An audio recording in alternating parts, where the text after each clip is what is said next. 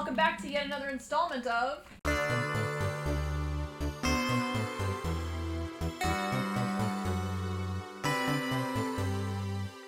I'm your host, Marcel. Hard to believe that it's already the 29th day of December. What the fuck? The number of days being counted down at the end of these videos is getting smaller and smaller and smaller.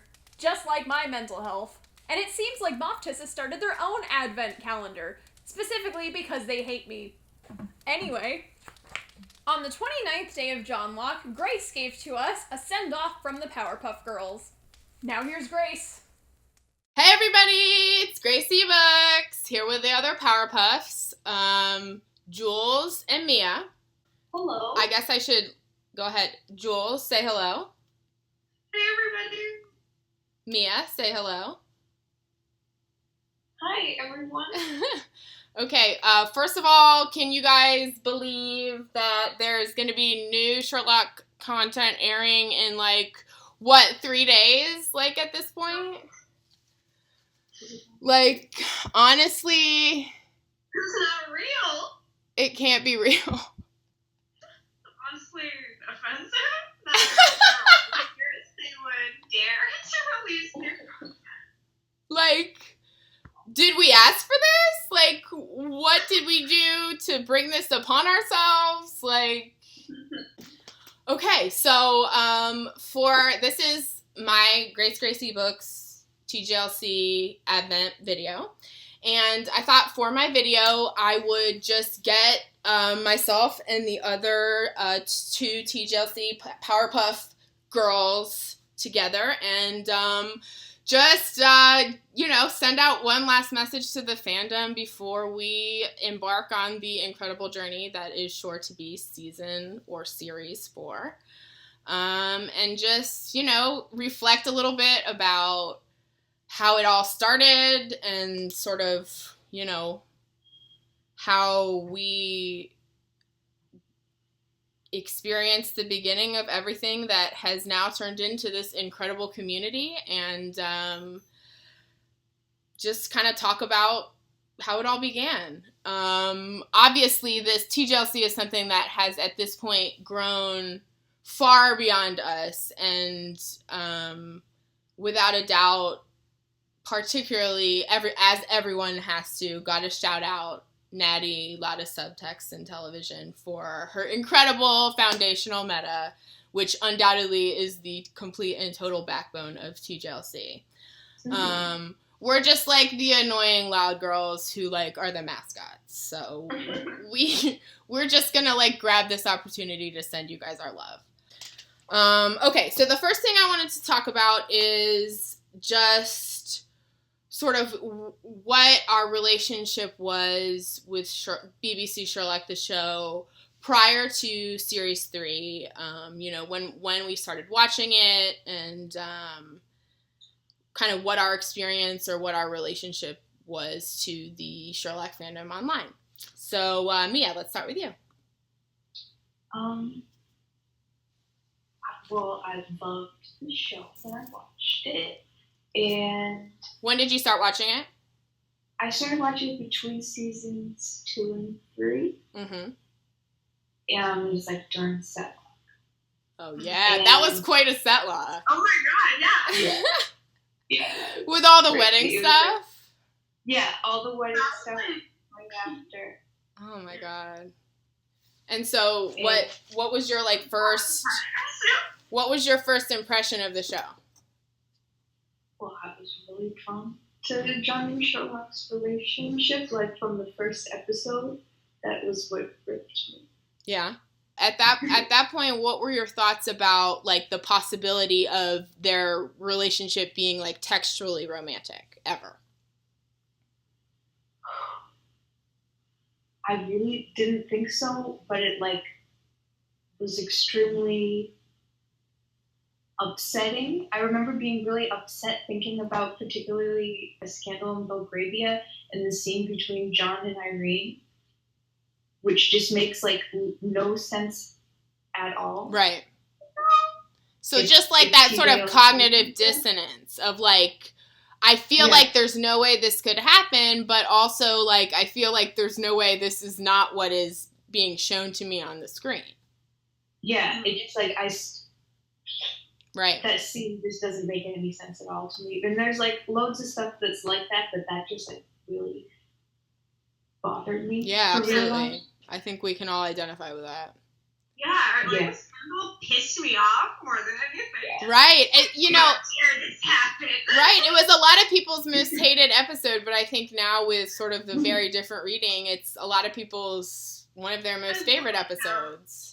Mia, when did you first get into the Sherlock fandom on Tumblr? Well, because we were friends before that, and I followed you. Right. So pretty much I was just like sidelining with you when I began. Right. And I myself, even for like a year after I first watched Sherlock, I was just like reblogging it from the people that I myself had already been following prior to watching it. So you probably were like also sort of, you know, like same. Mm-hmm. Jules, what about you? When did you first watch Sherlock? Well, like, I'm just realizing that, like, I met, like, you guys knew each other, but, like, I met you guys through being in the Sherlock fandom. I didn't realize that was unique to me.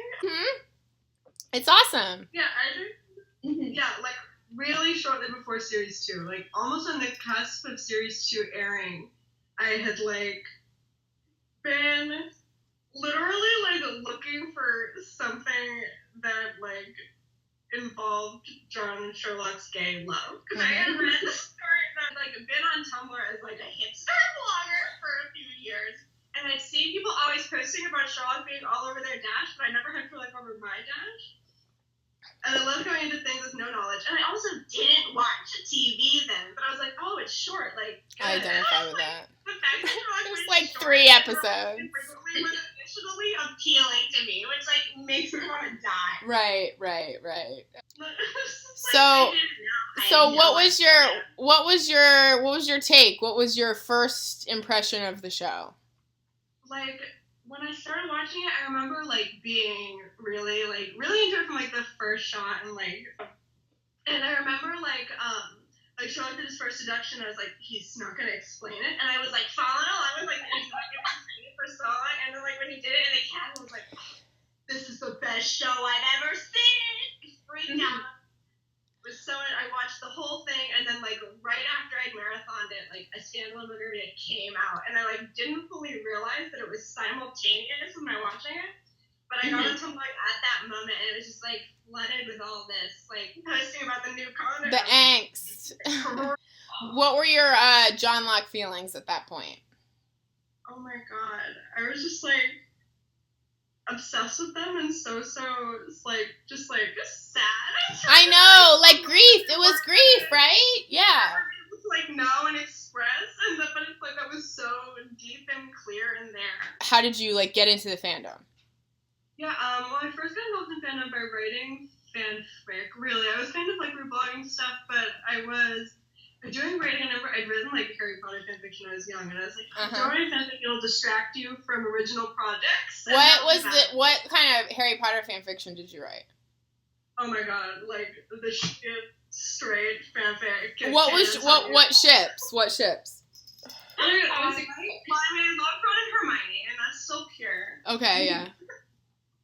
So, like, you know, that's, like, pretty, I feel like that's respectable. I mean, straight, unfortunate, but at least it's, like, not. And no, I also like Remus and Tonks, which is the worst. Okay, digression.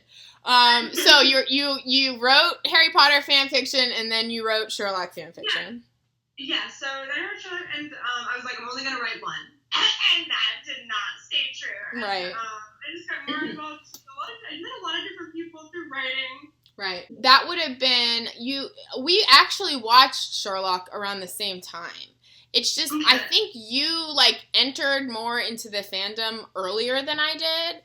Because there was, like, probably about a year, I don't know, between a year and 2 years when I was, like, not, like, I was just sort of reblogging again from the people that I had already been following who watched Sherlock. So I think you were just like, I think you were more in fandom than me at that point. But I don't know. Like, do you remember, like, in the months after you watched it, like, who were the people that you talked to? Like, what were they? Were they John Locke people?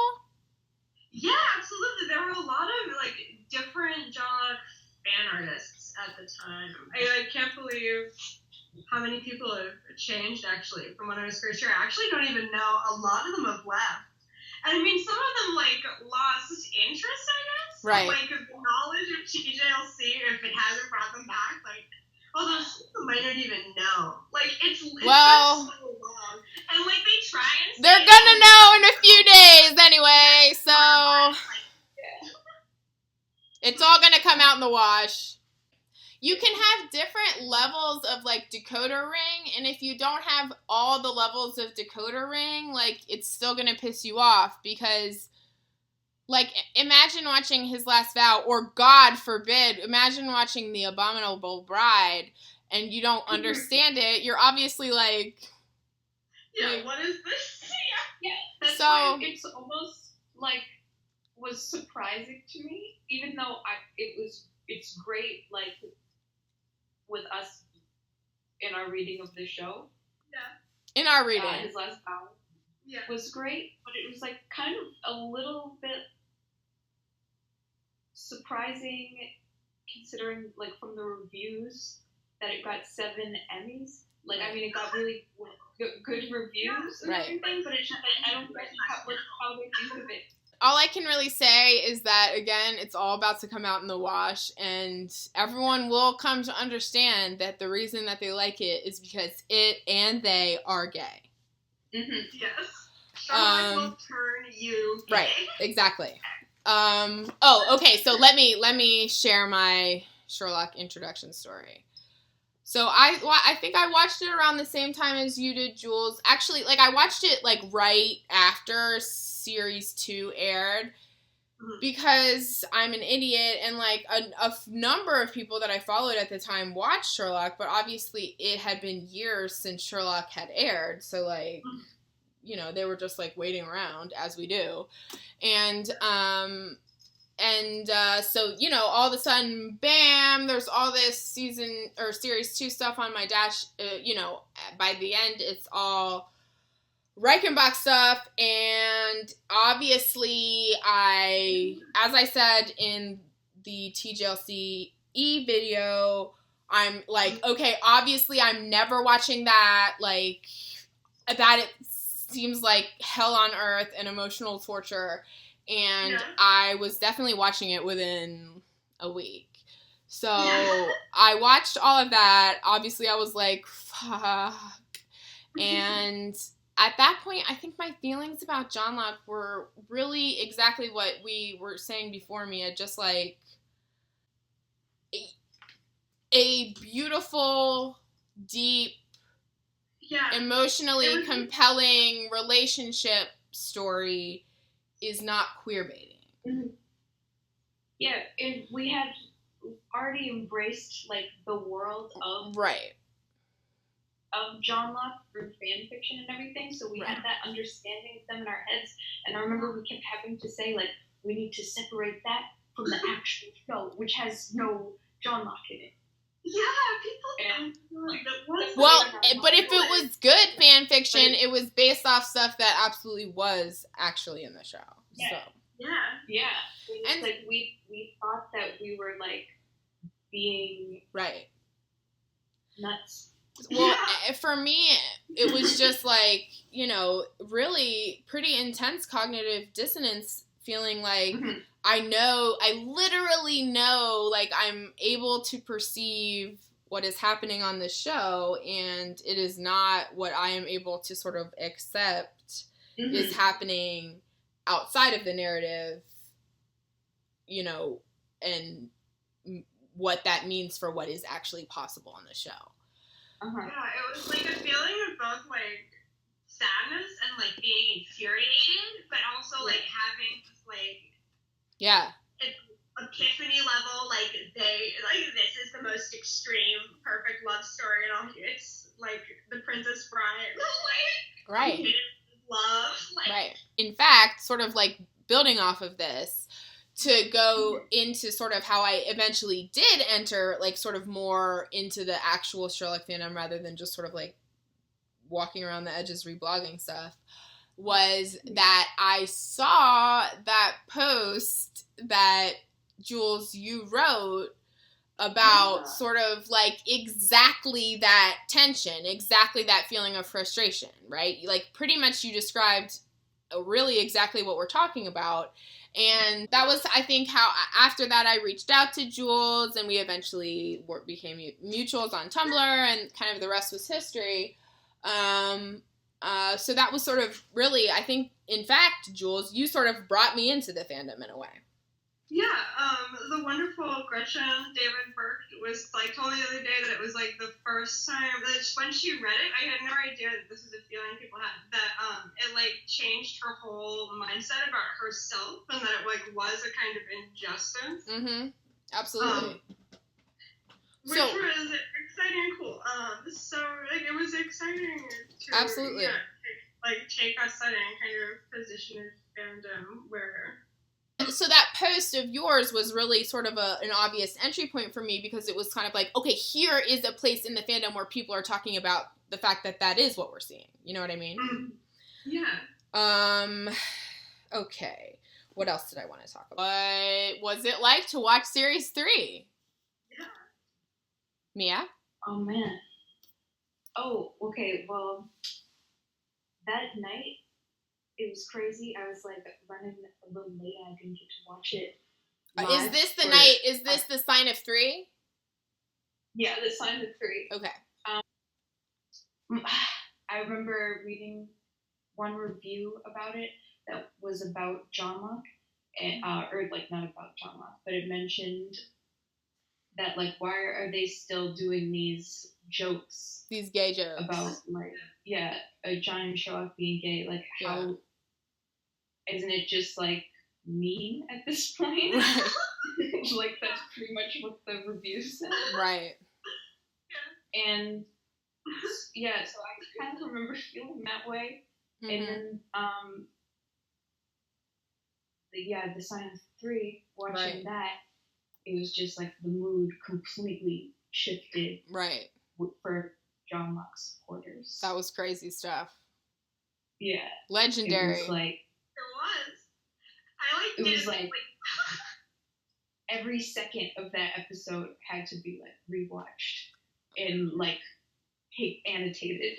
God, it's crazy how, like, we truly had, like, been sort of brainwashed in a way, because we literally were, like, just comparing it to how I feel now, which is just that, like, this is not a completed thing, like, you know, obviously, even at the time when we called it the John Locke conspiracy, it was just, like, a funny joke even then, but, like, like, there was some, like, something informing that joke, which was just that it was, like, this seems so impossible, like, so impossible, and, like, just trying to even, like, remember what that felt like now is, like, so hard, because it's just, like, okay, like, obviously, like, there's just been so much that people have figured out and analyzed, and like, just like the amazing thing about having so many people sort of jump in and get involved in this is all of us getting the benefit of, like, so many different incredible minds, like, thinking along this path that we're all so interested in. You know what I mean? Mm-hmm. Yeah, it's, like, one of the most, actually, the most... When they did what? Which was exactly like Casablanca. Right. So, yes, I remember there's a screenshot of the chat between me and Jules when Jules, we first started talking about the idea, we were like, I know it seems fucking crazy, but they've got to be doing it. And we were saying, like, you know, that's why they lie. That's why, you know, now they're so confident in their ability to get this done. Thus making the John Locke conspiracy all the more likely. Oh, I can't remember. Was it me that did the John Locke conspiracy or me that did TJLC? I think I did TJLC. Oh, so you started calling the acronym. I think I did the acronym. We have it. I know. We should have been prepared with this screenshot. Check the screenshot. That'll answer your questions, folks. Yeah. So then, yeah, we just started, like, posting it, like, really, honestly, just as, like, a means of nomenclature to, like, refer to what we were talking about on Tumblr. And, it caught on, man. It fucking caught on. I mean, you guys were there. Because I think everybody else was kind of feeling this overwhelming wave of, like, okay, if not, then what? And Yeah. we were all me and you right at that same time had read Operation John Locke Is Go, written by Natty Lattice Subtext. So it was all sort of coming together, convergence. Yeah. Everybody was freaking out. And the rest is friggin' history. Yeah. But like at that point, I truly could not even have imagined that it would become what it has become today, right? Like, just such a huge amount of people that are sort of using the term and thinking about this stuff. And, like, people in so many different languages. I think, like, we just recently were talking about the Czech fans who, like, have translated tons of Natty's meta, are, like, writing about this. They're having, like, TJLC parties. Like, it's incredible. Like, to think that, like, it's, like, spread that far, right? Yeah. I remember, like, starting the TJLC blog and having, like, these, like, 3 followers, and it was us, and I was thinking, like, imagine how many followers we're gonna have, like, when John Locke finally becomes canon. Mm-hmm. It's not just the idea that, like, you know, we all sort of have connected together and become this sort of particular perspective on the show among its fans, but, like, it's just, like, so cool to have created, I think, this atmosphere, this context in fandom where, you know, it's just a really fun and enjoyable place to be and to enjoy the show and to, like, feel sort of, I don't know, both intellectually and emotionally fulfilled about the show. And that's just, like, not something that I really felt. Obviously, you know, I was sort of not even drawn into the fandom for a good amount of time after it aired. And then ultimately when I was, it was really through, you know, that post that Jules wrote, which was in a way sort of the first suggestion of TJLC. And so now I think for me, one of the most beautiful things about it is just that it's almost like this world that I would have wanted in my dreams to exist in fandom. I just sort of, like, dreamed it into creation, and that's, like, a beautiful thing, right? It's been a fantastic experience to kind of be able to spend time in this context with these people, right? So I don't know, what do you tell me you guys' thoughts on sort of how TJLC has changed the fandom and I don't know, kind of what it means to you. Just made John Locke less of, like, an embarrassing thing, I think, because of the fact that it, like, is real. People, like, were validating it. And, yeah, people were not so well. Right, sort of dismissive of sort of any thinking or talking about John Locke in the context of actual John Locke on the show. You know, even if we're not talking about, like, will they kiss or not, like, it was almost sort of this idea that thinking about them from a romantic perspective was something to be, like, totally confined to fandom. And that was just not sort of an enjoyable or comfortable way to think about it.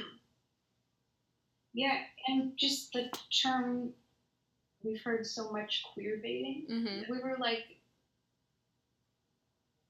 that was used a lot Right. back before then, like even more, like way more so than now.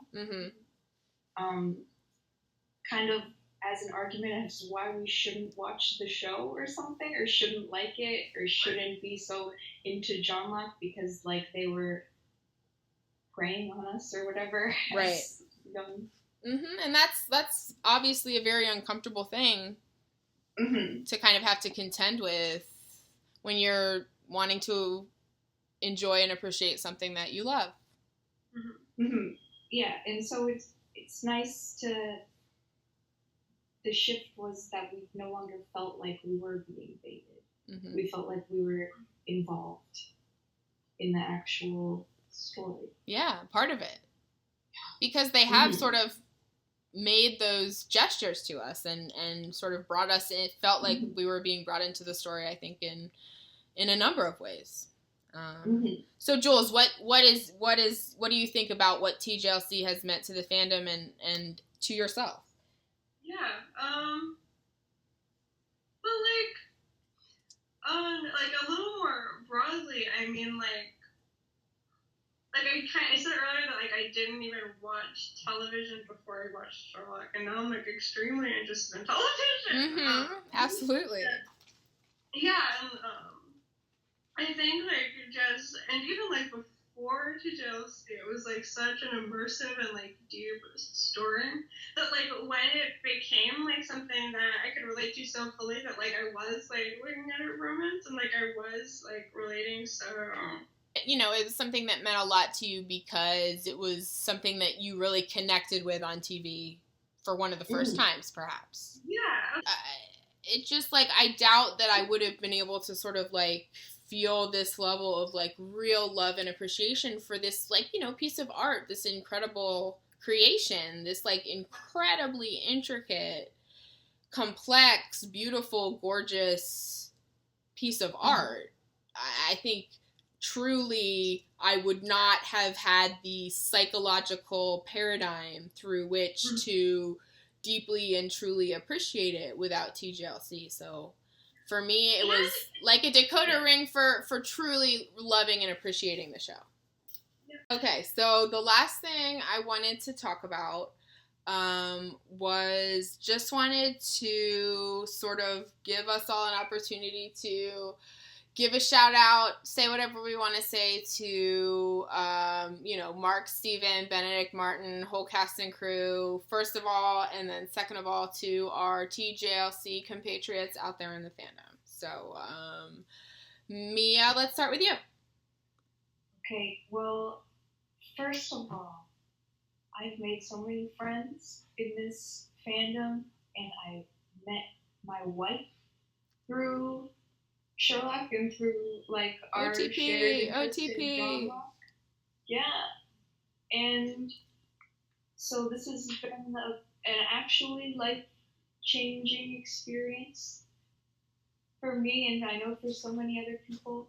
And it's just like it was incredible to be a part of such an immersive fandom experience. Absolutely. Yeah, so just want to say thank you to everybody for making such a great show. Yeah. Jules, what about you? Yeah, Sherlock has like facilitated such like sustaining and enduring like community in my life. Absolutely. Mm-hmm.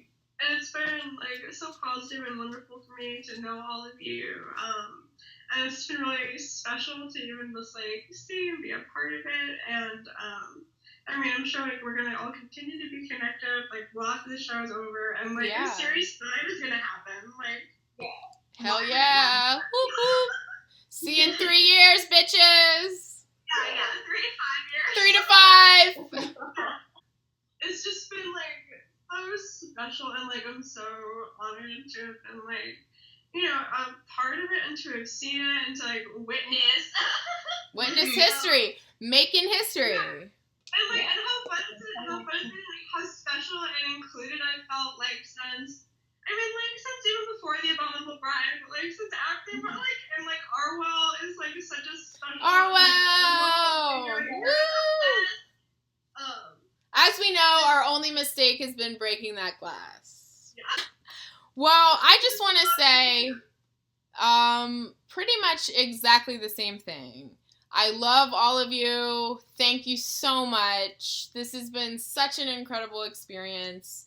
Thank you to Mark and Steven and Martin and Benedict and the whole cast and crew for creating a truly superlative, incredible, inspiring show that truly, honestly makes me believe that, like, beautiful, pure things are possible in this world.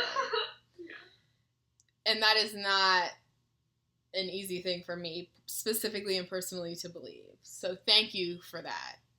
To all of my TJLC compatriots out there in fandom, thank you for being part of, literally, like I said, bringing my Sherlock fandom dreams into reality. It has been an incredible experience. Thank you for being with me through thick and thin. And you know what? To the new people that are going to be watching this in a month, in a year, in 5 years, when this is all fandom history. And television history. Isn't it amazing? Isn't it fantastic? Didn't you love it? Isn't it such a beautiful thing? Isn't it literally one of the best shows of all time? And aren't you so glad that we were right? Love you guys. You guys want to sign off? Mia, say goodnight. Goodbye, everybody. Have a great watching. Absolutely. Jules, say goodnight. Good night. I love you. Enjoy Series 4. It's coming. We can't stop it. Ah! May we all survive! Thank you, Grace, and we now are in the